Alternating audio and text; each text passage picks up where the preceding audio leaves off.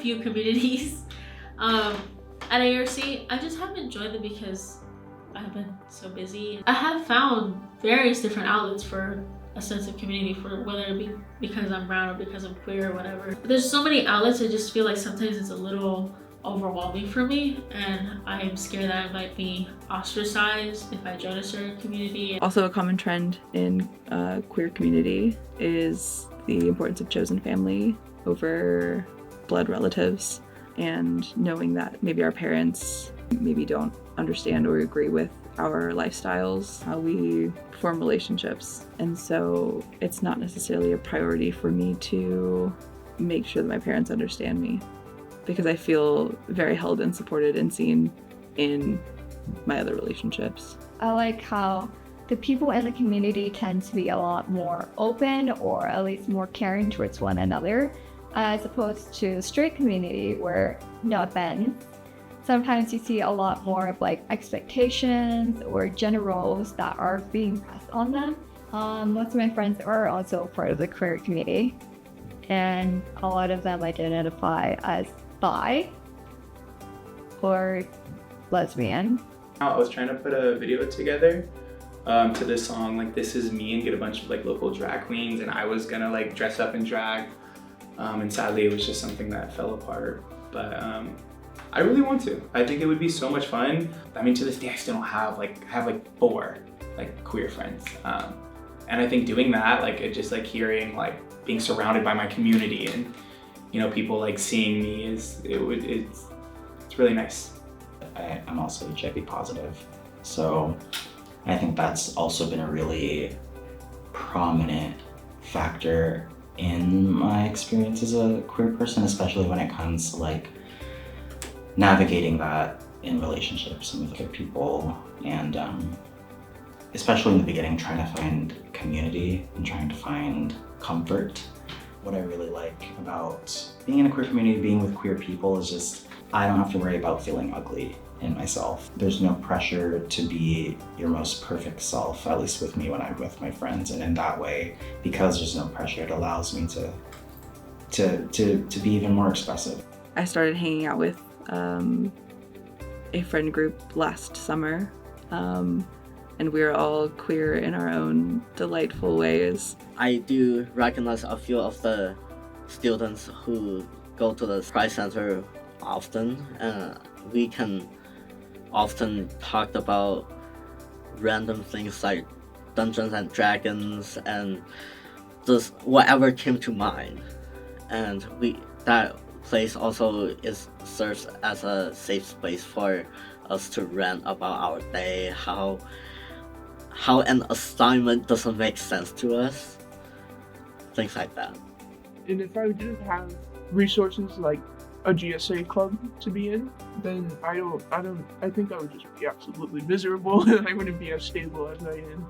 The Pride Center, having it there, it's really helpful. It really makes me feel comfortable with the school a little more. It makes me actually happy to go to school. It makes it more fun stuff. The QSA is a club that is offered to people who identify with the LGBTQIA+. So I took it upon myself to go up to the mic, spoke in English and in Spanish, and talked about the QSA, went around passing out flyers, and it was something that I enjoyed.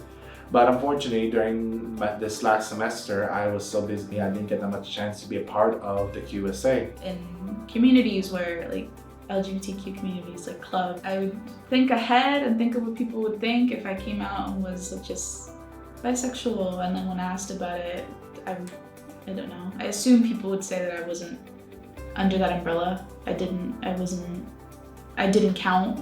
It took me a minute to accept myself, and without needing anybody's approval. So. Rainbow Alliance, and they were pretty great. I'm not sure where they're at with the pandemic. I'm not sure if they're still around, but there is I'd say noticeable queer population on the campus. They were smart, they were funny, they were really engaged in the community. Yeah, it was a great experience. Yeah, I think through relationship you grow and become more mature as an adult. I'd like to grow more comfortable with that side of my identity. be a community with more folks who are like me.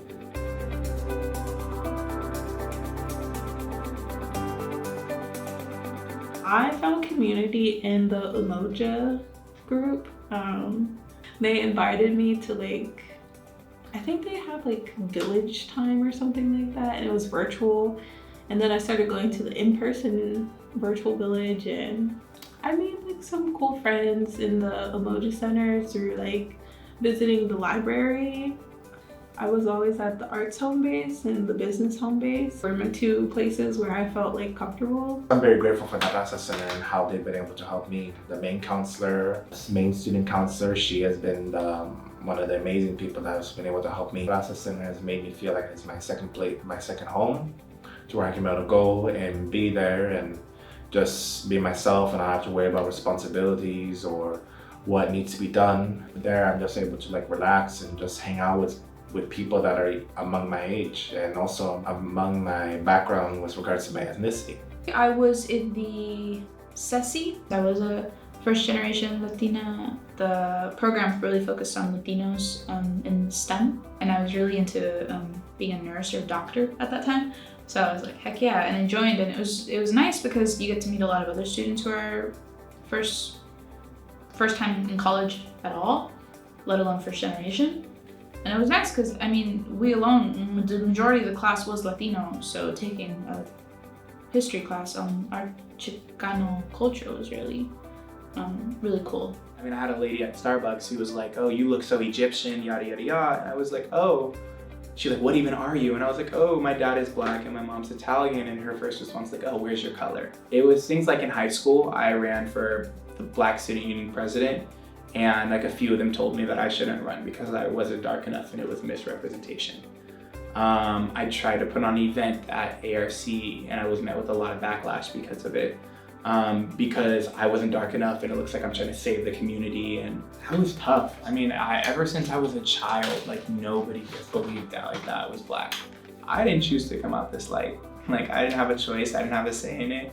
I identify as mixed, but I identify with my Black culture a lot more than I do with my Italian side. I think this kind of like stems back to like queerness in the Black community and how it's kind of like an unspoken, like we accept it but we don't talk about it. I feel like I get a little bit like thrown off when I'm in like a openly like queer space because I'm not used to being like in an environment where it's loud queerness. It's more so just like contained queerness, because when I went to the Umoja conference in Anaheim, there was definitely a lot of queer people and it was very nice and it felt very safe there. Like it felt like it just felt nice to be there and I really liked it. Because of the lack thereof of a community for Asian Pacific, I never really find myself a reason to trust my own community. And it's also because of my parents and their friends and how they treated me. And so it's a few levels of experiences and trauma that made me rather not seek friends in the Asian Pacific community. If I'm hanging out with a bunch of like, people like me, like Hispanics or Latinos, I might not be fully accepted by some people because I'm trans. But if I go to a queer community, like a queer hangout, sure, it might be majority white because that's unfortunately the case. And so I might be one of only 3 brown people of a group of 16. And so we'll all just congregate together and just stick together. It's not like we're intentionally segregating ourselves because we don't like you as a white person. It's because sometimes there's some slight racism in that community. I'm also glad when going to community college that I met other people of color. I met other neurodivergent people of color, knowing that they have similar experiences. I am like a firm believer in like community, like relating to people. And that's the same way in like finding other queer and neurodivergent people with other Black people.